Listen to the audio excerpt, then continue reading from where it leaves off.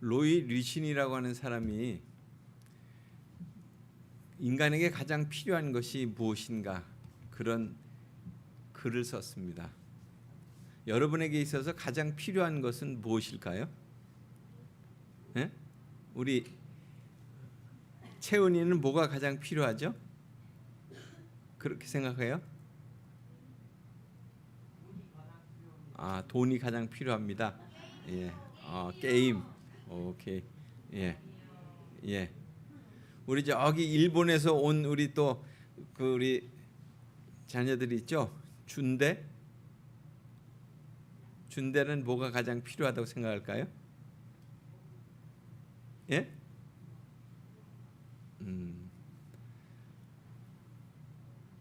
아마 여러 가지 여러분들에게 다 필요한 것들이 다 다르겠죠. 그런데 이분이 말하기를 아마 우리에게 필요한 것이 교육이었다면, 많은 지식을 얻는 것이 필요했다면 아마 하나님이 우리에게 선생님을 보내주셨을 것이다. 또 어떤 사람에게 있어서는 많은 그 질병 때문에 고생하고 있다고 할 것 같으면 아마 하나님은 우리에게 의사를 보내주셨을 것이다. 또 어떤 사람에게 또 필요한 것이 돈이었다고 할 것 같으면, 여러분 가운데 돈 얘기하셨는데 아마 하나님이 사업가를 보내주셨을 것이다. 또 아까 뭐라고 그러셨죠? 게임이라고 그랬나? 게임이 가장 필요한다고 할 것 같으면 아마 최고의 그런 게임을 만드는 그런 그 사람을 보내주셨을 것이다. 그런데 우리에게 정말 가장 필요한 것은 무엇이었는지 그 로이 리신이라고 하는 사람이 말씀하기를 어떻게 얘기하냐면, 우리에게는 우리가 죄로 인해서 고생하고 있으니까, 죄 때문에 고통을 받고 있으니까, 그래서 하나님이 우리에게 우리의 죄를 사해 주시기 위해서 구세주를 보내주셨다. 그래서 바로 구세주를 보내주신 바로 그 날이 오늘이죠. 예, 성탄절 오늘 그 날입니다. 그래서 오늘 우리가 크리스마스라고 그러면서 이 날을 이렇게 함께 맞이하고 있습니다.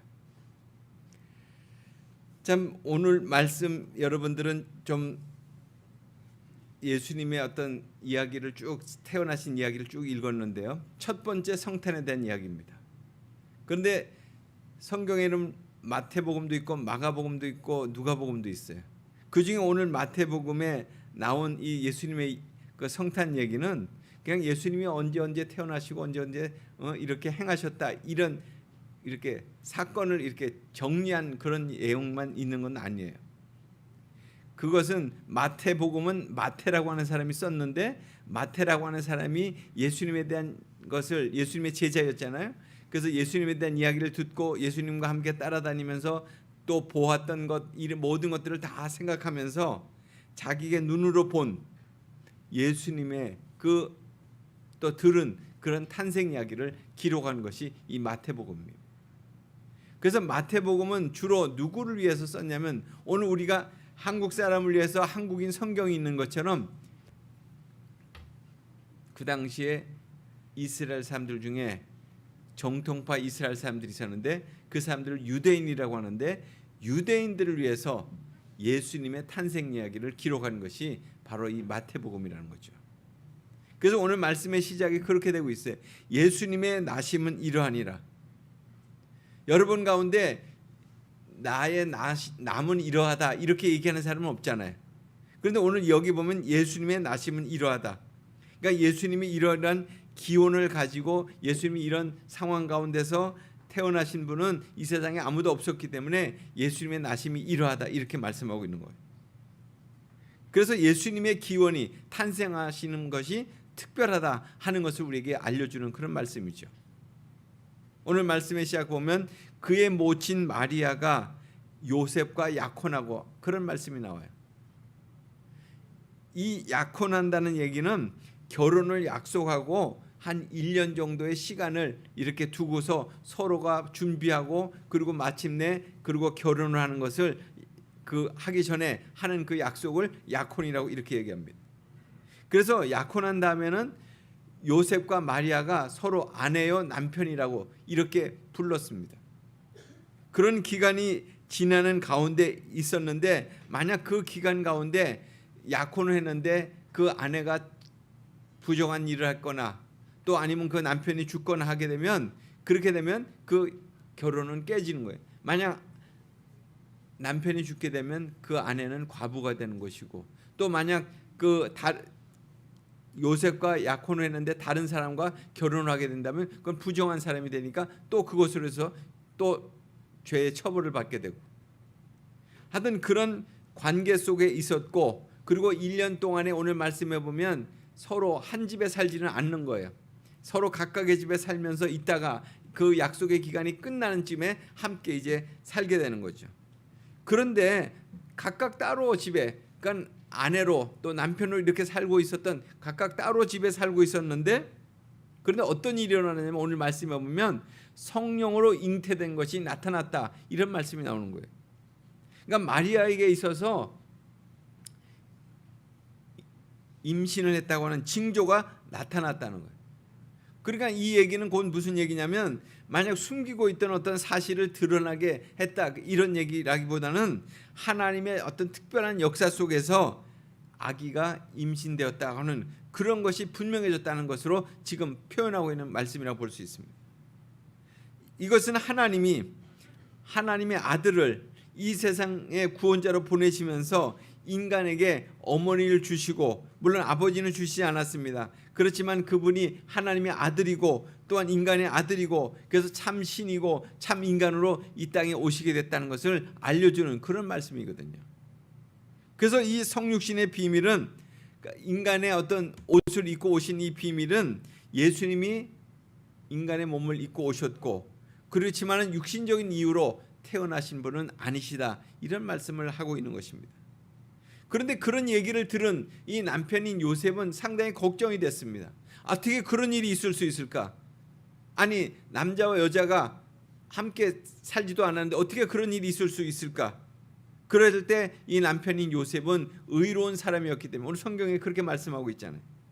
그래서 조용히 서로의 어떤 관계를 우리가 이 약혼을 파혼해야 되겠다 이런 생각을 하게 됐던 거죠. 그 마음속에 얼마나 고민이 많았겠어요. 내가 약혼한 여자에게서 아기가 임신됐다고 하는 소식을 들으니까 얼마나 마음이 참으로 걱정이 많아졌겠어요. 또한 이것으로 인해서 내 결혼이 이루어지지 않게 된다면 얼마나 사람들에게 또한 많은 사람들에게 비난을 받을 거예요. 그러려면 내가 그렇지 않다 나는 잘못된 사람이 아니다 하는 것을 드러내기 위해서는 성경에 그 율법에 나와 있는 대로 이 마리아를 혼내줘야 되겠다 이런 생각도 했을지도 모르죠. 그런데 이 요셉은 선량한 사람이었기 때문에 조용히 그 마리아와의 관계를 끊으려고 이렇게 했습니다. 여기 성경에도 보면 의로운 사람이었기 때문에 자기가 부정하다고 생각하는 마리아와의 관계를 이렇게 끊으려고 그렇게 그것을 준비하고 있었던 거죠. 그렇게 함으로 인해서 마리아에게도 더 큰 피해를 주지 않고 그리고 두 사람이 조용히 헤어짐으로 인해서 이 문제를 다 해결하려고 했던 거예요. 그러나 이 일을 생각해 볼 때 오늘 성경에도 그런 말씀이 나오면 요셉이 가만히 이 일을 생각해 볼 때 왜 이 일들이 일어났을까 이것을 생각해 볼 때 물론 슬픈 일이고 곤란한 사정이 되는 그런 일이지만 이 해결책 때문에 고민에 빠져 있었지만 그 가정 안에서 하나님께서 메시아를 보내시고 메시아를 탄생시키시고 그래서 정말 이 땅의 구원을 위해서 하나님이 계획하셨다라고 하는 것은 전혀 생각할 수가 없었어요. 그냥 고민과 걱정만 있었던 거죠. 그럴 때 잠을 자는데 꿈속에 주의 사자가 나타나는 것입니다. 그래서 사자가 나타나서 내 아내 마리아 데려오는 것을 두려워하지 않도록 했어요. 그 당시에는 주의 사자라고 하는 것은 주로 누구였습니까? 천사들이 많이 했어요. 주님을 대신해서 그 주님의 말씀을 대신 전하는 사람을 얘기했죠. 그런데 그것이 어떤 게 성경이 나오기 전에는 주로 꿈속에서 많이 그렇게 알려줬거든요. 지금 그렇게 요셉에게 나타나는 거예요. 내 아내 데려오기를 무서워하지 말라. 두려워하지 말라. 그러니까 마음에 근심하고 있는 그에게 그 마음을 담대하게 하게 하시기 위해서 그런 말씀을 주셨죠. 이 말은 결국 뭐예요? 천사가 요셉에게 이미 이 약속한 이 약혼을 끝까지 잘 이루어서 결혼의 관계까지 이루어가라고 이렇게 지금 말씀하는 거죠. 물론 그것으로 인해서 비난을 받거나 또한 책임을 묻게 될지도 모르지만 그런 것들을 개의치 말고 그리고 그 아내를 데려와서 함께 이제 결혼의 관계를 맺으라 이런 말씀을 하시는 거예요. 왜냐하면 마리아의 그 임신은 잉태는 잘못된 잉태가 아니라는 거예요. 또한 이 마리아의 잉태는 거룩한 잉태라는 거예요. 하나님께서 그에게 아들을 주신 그런 잉태였다는 거죠. 그래서 아들을 낳게 될 것이다. 자, 아이를 낳을 것과 그 아들을 낳을 것이라고 하는 이런 엄청난 소식을 듣게 될 때 요셉의 마음은 어땠을까요? 하나님이 그에게 이 모든 것들을 다 지금 계획하시고 준비하신 대로 지금 이루어 가시는 것이잖아요. 그러면서 더구나 그에게 뭐라고 얘기했습니까? 그 아들을 낳을 때 그 아들의 이름을 예수라고 하라고 이렇게 이름까지 지어줬어요. 여러분의 이름은 누가 지어줬어요? 주로 우리가 살고 있는 이 동양, 한국이든 아시아든 이런 쪽에 사는 사람들은 대부분의 이름을 누가 지어주죠? 아버지가 지어줘요. 아버지가. 아니면 할아버지가 이렇게 지어줘요. 그런 것처럼 오늘 하나님이 그 낳을 아들의 이름을 요셉과 마리아를 통해서 낳은 아들의 이름을 예수라고 이렇게 정해줬다는 거예요. 그래서 하나님이 그 예수님의 친아버지시고 또 요셉은 법적으로 그 역할을 해야 되는 양아버지로 그렇게 지금 세워주신 거죠. 그러면서 그 아들의 이름이 예수라고 했는데 그 예수라고 하는 이름은 무슨 이름이에요? 뜻은 뭐예요? 자기 백성을 죄에서 구원할 자다. 이런 이름을 지어주게 하신 거예요. 그 누구나 다 이름마다 뜻이 있잖아요. 그 뜻에 그 이름이 자기 백성을 죄에서 구원할 자다. 엄청난 이름 아니에요. 이 자기 백성이라고 하는 것은 그 예수님이 태어난 유대 백성뿐만 아니라 그렇게 예수님을 인정하고 예수님의 통치를 받고 예수님의 말씀을 따라 사는 모든 사람들을 다 구원할 그런 분으로 예수님이 이 땅에 오셨다. 이런 말씀을 하고 계십니다. 결국 이 말씀을 통해서 오늘 우리가 이 말씀을 들음으로 해서 우리도 예수님의 이름을 믿게 되기 때문에 또 믿기 때문에 우리도 하나님의 구원받는 백성이 될 수 있었다는 것이죠. 그런데 그 당시에는 유대 백성들, 이스라엘 사람들은 어떻게 생각했냐면 메시아라고 하는 분이 오신다면 우리를 그 당시에 로마가 지배하고 있었는데 로마로부터 우리를 독립시켜 줄 것이고 또 우리를 이렇게 얽어매고 있는 그 멍에로부터 우리를 자유케 해줄 것이다. 이런 메시아를 기다리고 있었거든요. 그러니까 예수님이 오신 것이 죄 가운데 있었던 우리들을 또 죄로부터 우리를 갖다가 자유케 해주신다. 이런 것에 대한 생각은 하지 못하고 있었는데 바로 예수님이 오신 이유가 하나님께로부터 그런 사명을 받고 왔다고 하는 것을 말씀해 주는 거죠. 결국 이 말씀들을 통해서 본다면 예수님이 오시는 것은 정말 특별한 목적이 있으신 거예요. 그리고 더 말씀하시기를 보라 처녀가 잉태하여 아들을 낳는다. 이 말씀 속에서 그 이름을 또한 뭐라고 그랬습니까? 예수라고 그러고 그 다음에는 임마누엘이라고 그랬습니다. 임마누엘, 이 말 여러분 잘 알죠? 임이라고 하는 것은 뭐예요? 임이라고 하는 것은 임마누엘 그 말 뜻은 우리와 함께 하시는 하나님이라는 거잖아요. 우리와 함께 하시는 하나님이 되신다는 거죠. 바로 이 말씀을 통해서 우리가 이 당시에 이 말씀이 왜 생겨났냐면 오래전에 그 북쪽에 있는 이스라엘이 둘로 나눠졌을 때 북쪽에 있는 이스라엘과 또한 그 아랍에 있는 또 나라들이 함께 동맹을 맺어가지고 남쪽에 있는 그 유다라고 하는 왕국을 이렇게 침략하려고 했을 때 자기들의 힘으로 이길 수가 없으니까 우리가 어떻게 이길 수 있을까? 그렇게 해서 결국에는 다른 곳에 있는 아수르라고 하는 나라를 통해서 고대 제국이었는데 그 나라를 통해서 도움을 받아서 우리가 우리를 침략하고 오는 그 군대를 물리쳐야 되겠다 이런 생각을 하고 있을 때 그때 그 남유다의 왕이 아하스라고 하는 왕이었는데 그 아하스라고 하는 왕에게 하나님께서 이사야 선지로 하여금 말씀하게 하셨어요. 그것은 뭐냐면 하나님이 너희들을 지켜주실 것이라고 하는 것. 그래서 여기 보면 7장 14절에 보면 그런 말씀이 나오죠. 그 말씀이 오늘 그 말 그대로 이어지는 말씀이에요.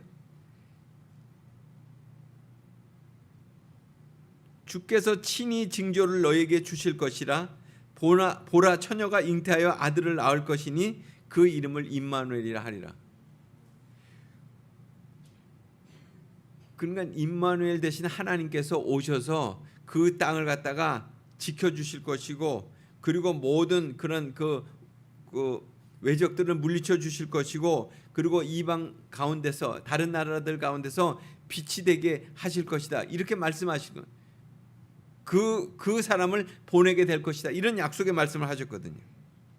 그러니까 이 말씀을 그대로 지금 오늘 이제 예수님의 탄생하는 그날 또다시 들려주신 거예요. 그리고 그 아들의 이름을 예수라고 할 것이다 이런 말씀을 드셨죠. 그래서 오늘 우리가 이 말씀을 통해서 중요하게 생각되는 것은 예수라고 하는 것, 또 한 가지는 임마누엘이라고 하는 이 이름을 우리가 분명히 기억해야 됩니다. 바로 그 이름과 함께 오늘 이 땅에 우리에게 믿음을 갖게 하셨다는 거죠. 그래서 오늘 여기에 소개되고 있는 참으로 그 성탄을 통해서 다시금 깨닫게 되는 그런 그 믿음의 내용은 뭐냐면 첫 번째로 지금 요셉에 대한 믿음이에요. 첫 번째로 성탄을 맞이하는 요셉에 대한 믿음. 여러분 한번 가만히 생각을 해보세요. 자기가 약혼한 배우자에게 그 임신됐다고 하는 그런 소식이 들려왔을 때 엄청난 걱정과 불안이 있었지만 그것에 대해서 또 얼마 후에 결혼할 배우자에게 그런 임신되었다는 그 소식이 듣고 그것을 놀라지 않을 사람이 어디 있겠어요.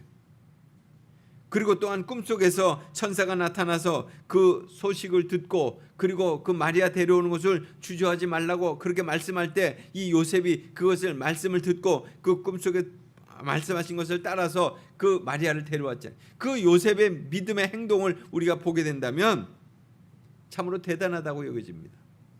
누구나 그런 일들을 겪을 때 의심을 할 거 아니에요. 왜 이런 일이 내게 일어나는 거야? 그런 일이 있을 수 없는 거 아니야? 어떻게 그런 일이 있을 수 있어? 그리고 그런 일들이 있을 때 그것을 회피하려고 하지 않겠어요? 그건 나하고 상관없는 일이야. 나는 이런 일에 대해서 관여치 않을 거야. 이렇게 할 수도 있었는데 그럼에도 불구하고 요셉은 하나님의 거룩한 뜻에 순종했다는 거예요. 그렇게 해서 예수님이 우리에게 오시게 됐다는 거죠. 성탄의 역사는 이처럼 요셉의 믿음으로 시작된 역사라는 거예요.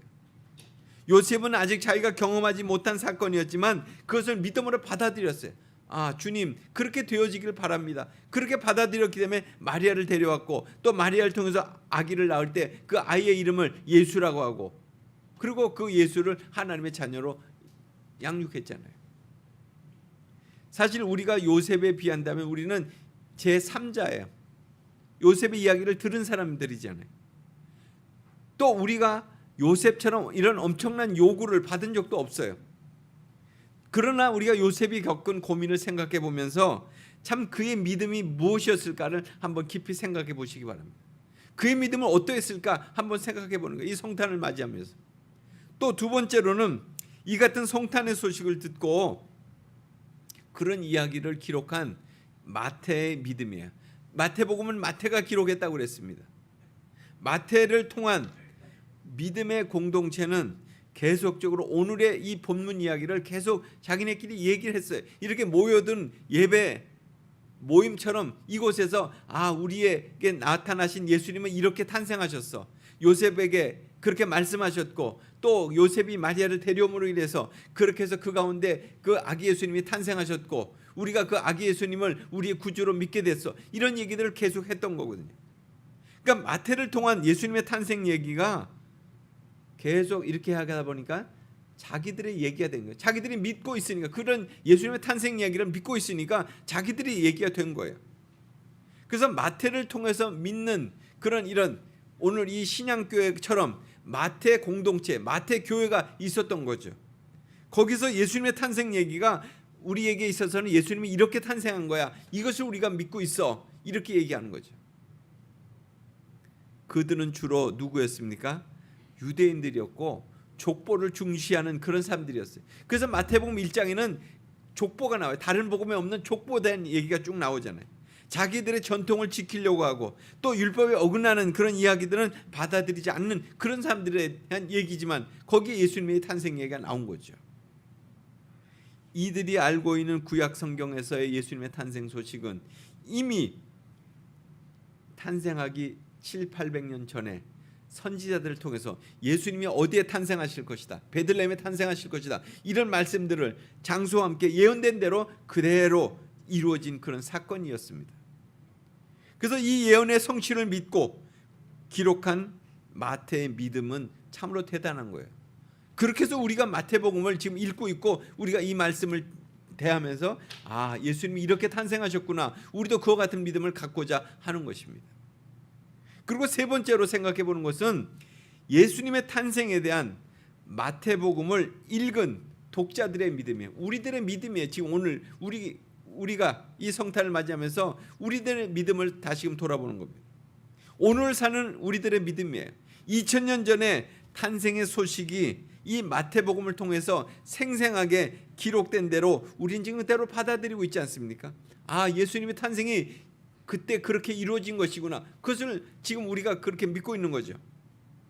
예수님의 얘기가 그냥 한낱 옛날 얘기고 아니면 지어낸 얘기가 아니라 우리에게 구원을 주시는 복음의 이야기다, 이렇게 우리가 믿고 있는 것이죠.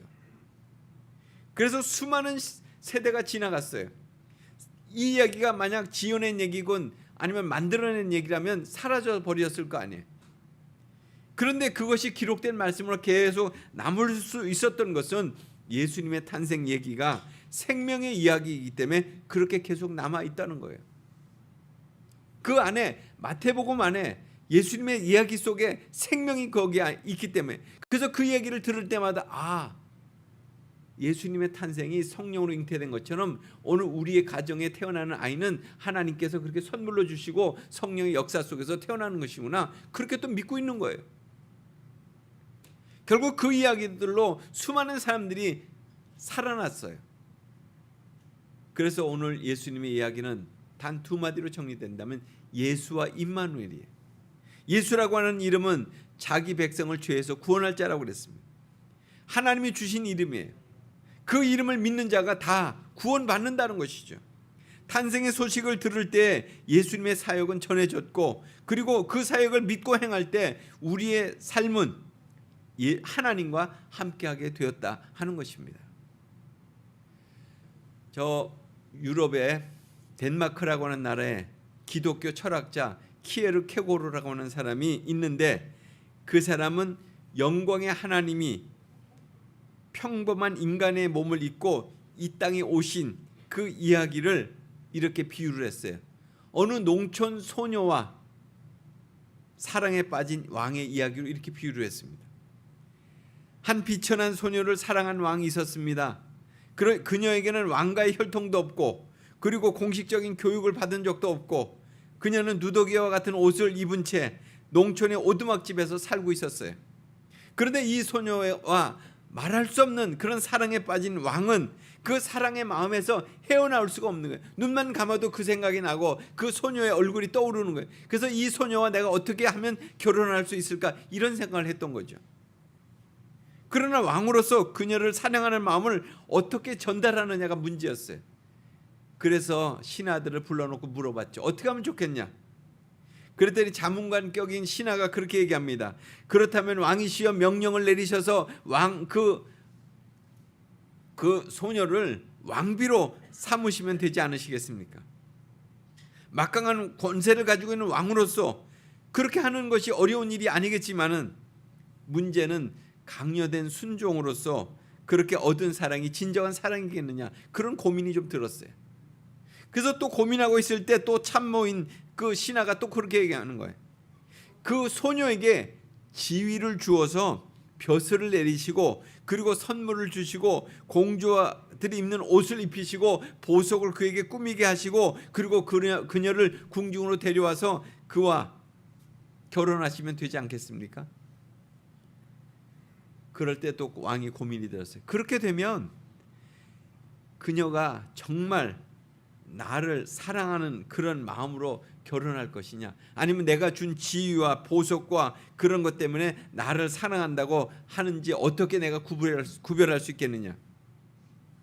그래서 왕은 고민하다가 어떻게 결정을 내렸냐면, 내가 잠시 왕으로서 모든 특권과 그런 것들을 다 포기하고 내가 농부가 되어서 그 사랑하는 소녀가 살고 있는 그 집에 가서 농부로 살면서 그녀가 입고 있는 누더기 옷을 입고 그녀가 먹는 동일한 음식을 먹으면서 그 집에 살면서 그녀의 사랑을 내가 얻어야 되겠다 하고 그 집으로 갔다는 거예요. 성탄은요, 수많은 사람들에게 사랑을 나누는 그런 계절이라고 그래요.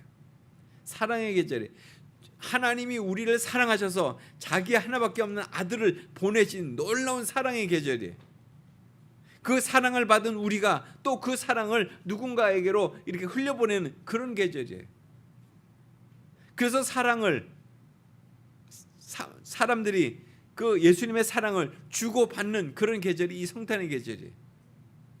그래서 성탄절은 하나님의 아들 예수 그리스도의 오심으로써 내가 정말 주님의 사랑을 받았구나, 그걸 깨닫고, 그리고 또 그 사랑을 받은 사람으로 또 누군가에게 사랑을 전하는 그런 계절이라는 것이죠.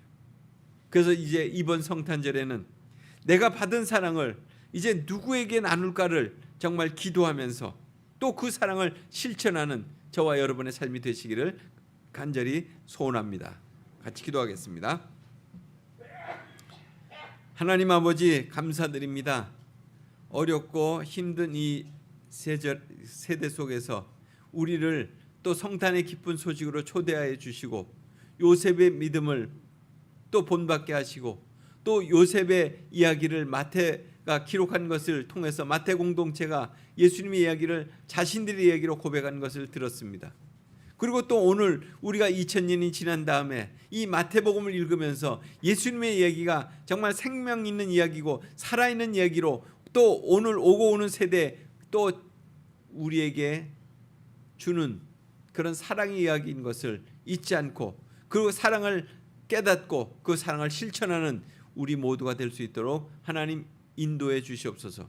그래서 2022년도 이 성탄의 계절에 주님의 사랑으로 하나님 충만한 삶을 사는 온 세상이 되도록 축복해 주옵소서.